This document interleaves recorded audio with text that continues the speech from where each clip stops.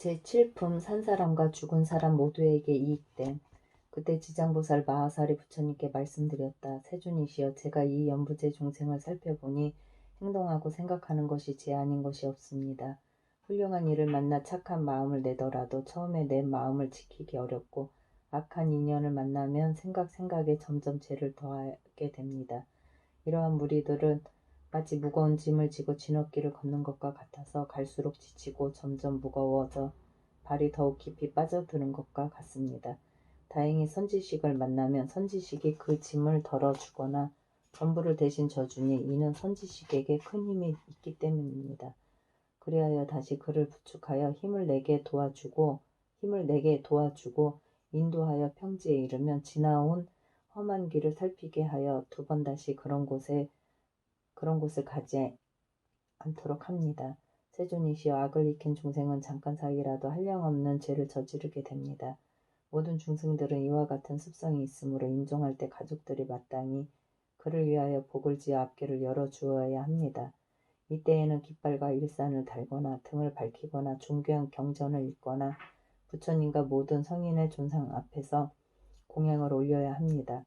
부처님과 보살, 벽지부를 생각하며 한 분 한 분의 명호를 분명히 불러서 임종하는 사람의 귀에 들려주어 마음에 새기도록 하면 그 중생이 지은 악도에 떨어지게 되었더라도 가족들이 그를 위하여 성스러운 인연을 닦은 공덕으로 그가 지은 죄가 모두 소멸될 것입니다. 또 그가 죽은 뒤 49일 안에 가족들이 여러 가지 좋은 공덕을 지어주면 그 중생은 영원히 악도를 여의고 인간과 천상에 나서 뛰어나고 좋은 즐거움을 받게 되며 현재의 가족들도 한량없는 이익을 받을 것입니다. 그러므로 제가 부처님을 모신 지금 천령팔부와 인간 아닌 이들과 연부제 중생에게 임종하는 날에 살생을 하지 말고 모든 악연을 짓지 말며 귀신을 숭배하거나 도깨비들에게 제사하여 절하고 구하는 일 따위를 하지 말라고 권합니다. 왜냐하면 살생을 하거나 귀신에게 제사 지내는 것이 털끝만큼도 죽은 사람에게 이익이 되지 않으며 죄만 더욱 깊게 무겁게 할 뿐이기 때문입니다. 설령 현생에 성현의 위신력을 얻어 내생에 인간이나 천상에 나게 되더라도 임종할 때 가족들이 악을 지으면 죽은 사람이 그 재앙에 대해 변론하느라 좋은 곳에 남이 늦어지거늘 하물며 임종하는 사람이 생전에 작은 성근도 짓지 않았다면 그 본업에 따라 스스로 악도의 과보를 받게 되는데 가족들이 다시 악업을 더해야 되겠습니까? 그것은 마치 먼 길을 가는 사람이 식량은 떨어진 지 사흘이 되었고 100근이 넘는 짐을 졌는데 이웃 사람을 만나서 그가 또 작은 짐이라도 얹으면 어려움이 더 커지는 것과 같습니다. 세존이시여, 제가 연부제의 중생을 보니 모든 부처님의 가르침에 따라 착한 일을 털 하나, 물 한 방울, 모래 한 알, 먼지 한 톨만큼만 하더라도 이로 인한 이익은 모두 자신이 얻게 됩니다. 이 말씀을 하실 때 법회 중에 대변 장자가 있었다. 그 장자는 오래전에 무생법을 증득하였으며 시방세계의 중생을 교화 제도하느라 장자의 몸으로 나타낸 이였다. 그가 합장 공경하고 지장보살께 여쭈었다. 보살이시여, 이 남연부제의 중생이 목숨을 마친 뒤에 그의 가족들이 그를 위하여 공덕을 닦고 죄를 베풀어 여러 가지 선한 일을 하면 목숨을 마친 사람이 큰 이익을 얻어 해탈할 수 있습니까? 지장보살이 대답하였다. 장자여, 내가 지금 부처님의 위신력을 받들어 미래와 현재의 모든 중생들을 위해 간략히 말하겠다. 장자여, 미래와 현재의 모든 중생들이 임종할 때에는 한 분의 부처님, 보살, 벽지불의 명호만 들어도 죄가 있고 없고를 가릴 것 없이 모두가 해탈을 얻을 것이다. 살아있을 때 선한 일보다 죄를 많이 지은 사람이 죽은 뒤 가족들이 그를 위하여 훌륭한 공덕을 지어 복을 닦아주게 되면 그 공덕의 7분의 1은 죽은 자에게 돌아가고 나머지 6은 산 사람의 이익이 됩니다. 그러므로 미래와 현재의 선남자 선여인은 이 말을 명심하여 스스로 복을 닦으면 그 공덕은 모두 얻을 수 있습니다.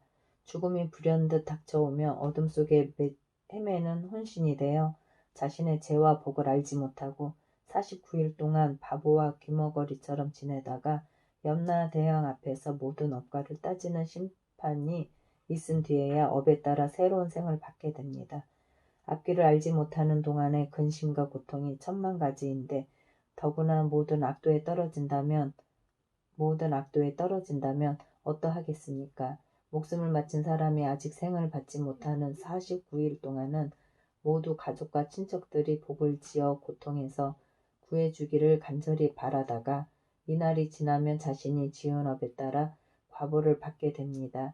그가 죄 많은 중생이라면 천년 만년을 지나도 해탈할 날이 없을 것이며 우무간 지옥에 떨어질 큰 죄를 지어 대지옥에 떨어진다면 천겁만겁도록 온갖 고통을 받습니다. 장자여, 이런 죄업 중생이 목숨을 마친 뒤에 가족과 친척이 그를 위하여 영제를 베풀어 선업을 도와줄 때는 죄를 마치기 전이나 죄를 올리는 동안 쌀뜨물이나 나물 잎사귀 등을 함부로 땅에 버리지 말고 모든 음식을 부처님과 스님들께 올리기 전에 먼저 먹지 말아야 합니다. 만약 이를 어기고 먼저 먹거나 정성스럽고 정갈하게 만들지 않으면 이 망자는 분력을 얻지 못하게 됩니다. 그러나 정성을 다하여 청정하게 만든 음식을 부처님과 스님들께 올리면 망자는 그 공덕의 7분의 1을 얻게 됩니다. 그러므로 장자여, 연부제의 중생이 목숨을 마친 부모나 가족들을 위하여 지극한 마음으로 정성스럽게 청정한 제를 베풀어 공양을 올리면 산 사람과 죽은 사람 모두가 이익을 얻는 것입니다. 이 말씀을 하실 때 도리천궁에 있던 천만억 나이타의 연부제 귀신들 모두가 한량없는 보리심을 발하였고 대변 장자는 가르침을 받들고 기뻐하며 절하고 물러났다. 제8품 염라왕들을 찬탄하였다. 제8품 염라왕들을 찬탄하다. 그때 철이산에 있는 한량없는 귀왕들이 염라천자와 함께 도리천에 와서 부처님이 계신 곳으로 모였다. 이를테면 악독귀왕, 다악귀왕, 대쟁귀왕, 백호귀왕, 혈호귀왕, 적호귀왕, 산왕귀왕, 비신귀왕, 정광귀왕, 낭하귀왕, 천왕귀왕, 담수귀왕, 부석귀왕, 주목귀왕, 주화귀왕, 주복귀왕, 주식귀왕, 주제귀왕, 주축귀왕, 주금귀왕, 주수귀왕, 주매귀왕, 주상귀왕, 주명귀왕, 주질귀왕, 주험귀왕, 삼목귀왕, 사목귀왕, 오목귀왕, 기리실왕, 대기리실왕, 기라차왕, 대기라차왕, 아나타왕, 대아나타왕 등이었다. 이들 큰 왕들은 각각 백천의 작은 귀왕들을 데리고 모두 연부제에 있으면서 각자 맡은 바와 머무는 곳이 따로 있었다. 이 모든 귀왕들은 염라천자와 함께 부처님의 위신력과 지장보살의 힘을 받들어 도리천에 올라와 한쪽에 서 있었다. 그때 염라천자가 무릎 꿇고 합장하며 부처님께 말씀드렸다. 세존이시여, 저희들이 지금 부처님의 위신력과 지장보살 마하살의 힘을 받들어 이 도리천의 큰 법회에 오게 된 것을 좋은 이익을 얻을 수 있기 때문입니다. 이 큰 법회에 오게 된 것은 좋은 이익을 얻을 수 있기 때문입니다. 제가 궁금한 것이 있어 감히 세존께 여쭙나니 세존이시여, 저희를 위해 자비로서 말씀하여 주옵소서. 부처님께서 염라천자에게 말씀하셨다. 그대는 무엇이든 물어보라. 내 그대를 위해 말하겠노라. 이때 염라천자가 세존을 우러러 절하고 지장보살을 돌아보고 부처님께 말씀드렸다. 세존이시여, 제가 지장보살을 보니 육도 중에 있으면서 백천가지 방편으로 제고 중생을 끊임없이 제도하면서 피로와 괴로움을 마다하지 않습니다. 지장보살에게 이와 같은 불가사의한 신통한 힘이 있음에도 모든 중생은 제보에서 벗어났다가 오래지 않아 또 악도에 떨어집니다. 세존이시여, 지장보살에게 이와 같은 불가사의한 신력이 있음에도 어찌하여 중생들은 옳은 법에 의지하지 않아 영원한 해탈을 얻지 못하는지요. 세존이시여, 저를 위해 말씀하여 주옵소서. 부처님께서 말씀하셨다. 남연부제의 중생들은 성품이 억세고 거칠어 다스리고 길들이기 어렵지만 지장보살은 백천겁 동안 이와 같은 중생들을 하나하나 구제하여 해탈로 이끌고 있다. 이러한 죄인들과 큰 악도에 떨어진 중생들까지도 지장보살이 방편력으로 그들이 숙세의 일을 깨닫게 하여 근본 어변에서 구제하건만 연부죄의 중생들은 악습이 무겁게 맺혀서 구제되었다가도 금방 돌아가므로 지장보살이 오랜 겁을 지내면서 수고롭게 제도하여야 비로소 해탈하게 된다. 비유하자면 어떤 사람이 정신이 흐려 자기 집을 잃고 헤매다가 험한 길로 잘못 들어섰는데 거기에는 수많은 야차와 호랑이, 사자, 구렁이, 독사, 따위가 있어 그 사람이 이 길에 들어서자마자 여러 악독한 짐승들과 마주치게 되었다. 그때 큰 술법으로 모든 악독한 것들을 잘 막아낼 수 있는 선지식이 있어 험한 길로 들어가려 하는 미혹한 사람에게 말하였다. 이 가련한 사람이여, 어쩌자고 이런 길로 들어섰습니까? 그대가 무슨 기이한 술법이라도 있어 저 모든 사나운 것들을 물리칠 수 있다는 말입니까? 그 사람은 이 말을 듣고서야 비로소 위험을 깨닫고 곧 물러나서 그 길을 벗어나고자 하였다. 그때 선지식이 손을 잡고 이끌어 다시 좋은 길로 인도하여 안전하게 해주고는 또 말하였다. 딱한 사람아, 다음부터는 절대로 저 길로 가지 마시오. 저 길로 들어가면 좀처럼 벗어나기 어렵고 목숨도 잃게 됩니다. 이 길을 잃었던 사람은 이에 감동하였다. 헤어질 때 선지식은 또 말하기를 만약 길 가는 사람을 보거든 친지거나 아니거나 사람이거나 남자이거나 여자이거나 간에 저 길에는 여러 가지 사납고 독한 것이 많아서 목숨을 잃는다고 말하여 그들로 하여금 죽음의 길로 들어서지 않게 하라고 하는 것과 같다. 이렇듯 대자비를 갖춘 지장보살이 재고중생을 구제하여 천상이나 인간으로 나게 하고 즐거움을 받도록 해주며 그들이 업보의 괴로움을 알고 악덕을 벗어나 다시 그런 일을 겪지 않게 하는 것은 저 길 잃은 사람이 험한 길로 잘못 들어갔을 때 선지식을 만나 구출되어 다시는 그런 곳에 빠져들지 않는 것과 같다. 또 다른 사람을 만나면 들어가지 말도록 권하며 스스로 말하기를 이 미혹으로 인하여 도리어 해탈을 얻었으니 다시는 돌아가지 않으리라고 한다. 그러나 여전히 어리석은 사람은 예전에 빠졌던 험한 길임을 모르고 또다시 그 길을 밟아 목숨을 잃어 악도에 떨어지기도 한다. 이처럼 지장보살은 악도에 떨어진 중생들을 방편의 힘으로 구제하여 인간이나 천상에 나게 하건만 저들이 다시 악도로 들어가는 것은 악업을 무겁게 맺은 탓이니 길이 지옥에 빠져 해탈할 데가 없다. 그때 악도 규황이 합장 공경하고 부처님께 말씀드렸다. 세존이시여, 한량없이 많은 저희들 모든 규황이 연부제에 있으면서 사람들에게 이익을 주기도 하고 손해를 끼치기도 하는 것이 각각 서로 다른 것은 업보가 다르기 때문입니다. 저희 권속들이 여러 세계를 다녀보면 악함이 많고 선함은 적습니다.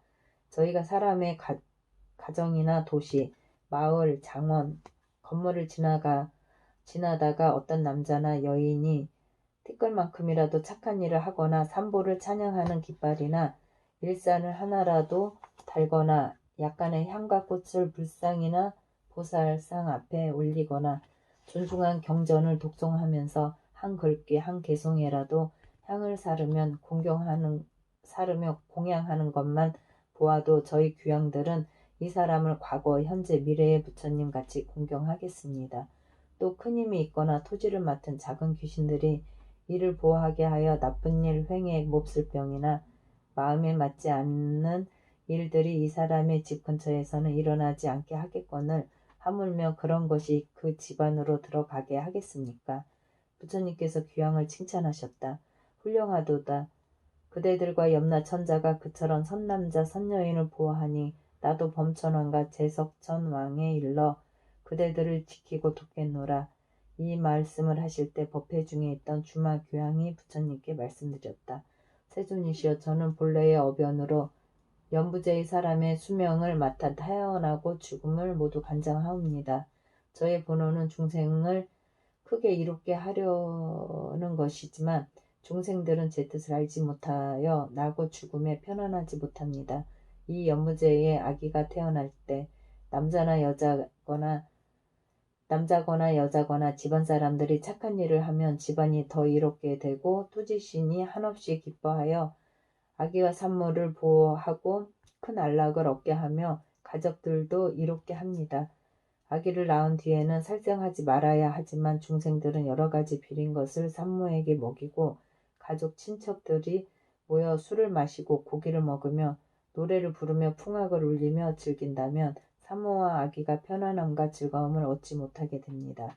왜냐하면 해산할 때면 수없이 많은 악귀와 도깨비들이 비린내 나는 피를 먹으려고 하기 때문입니다. 그러므로 제가 미리 집안의 토지신들이 산모와 아기를 잘 보호하여 편안하게 해주도록 합니다. 사람들은 마땅히 이에 감사하고 복을 베풀어 모든 토지신들에게 보답해야 함에도 도리어 살생하여 잔치를 벌이니 이는 스스로 재앙을 불러 아기와 산모를 함께 해치게 됩니다. 또 저희의 연부제에서 임종하는 사람이면 모두 선악을 묻지 않고 악도에 떨어지지 않게 하려고 애를 쓰고 있사온데 하물며 스스로 성근을 닦아서 제 힘을 도와주는 사람은 어떠하겠습니까?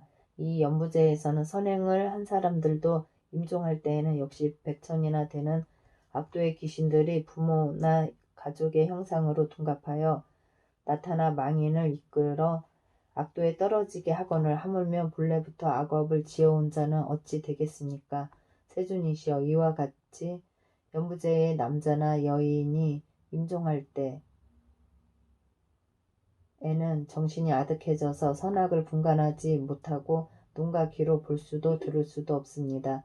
이때 망인의 가족들이 큰 공양을 베풀고 존중한 경을 읽으면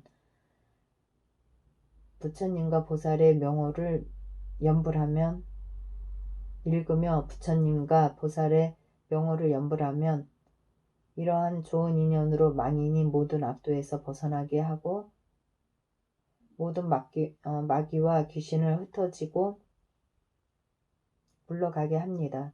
세존이시여 제가 살펴보아 어떤 중생이든 임종할 때 한 부처님의 명호나 한 보살의 명호 대승경전의 한 구절이나 한 개송이라도 듣는다면 이러한 사람들은 오무간지옥에 떨어질 살생죄를 제외한 작은 악업으로 악도에 떨어질 자는 모두 해탈을 얻게 합니다.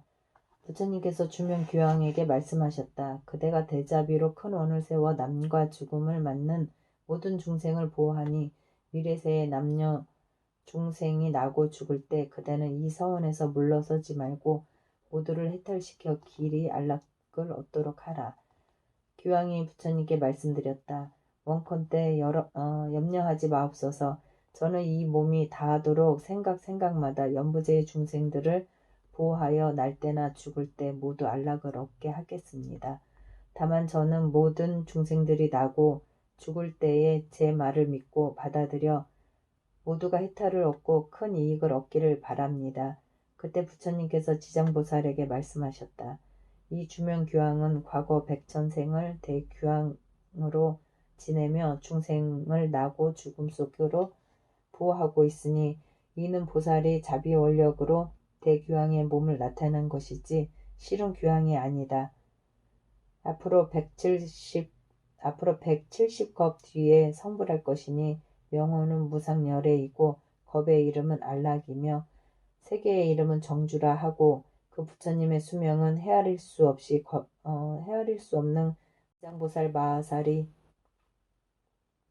지장보살 마하살이여 이 대규황의 일은 이렇게 불가사의하고 그가 제도하는 하늘과 사람들 또한 헤아릴 수가 없을 것이다.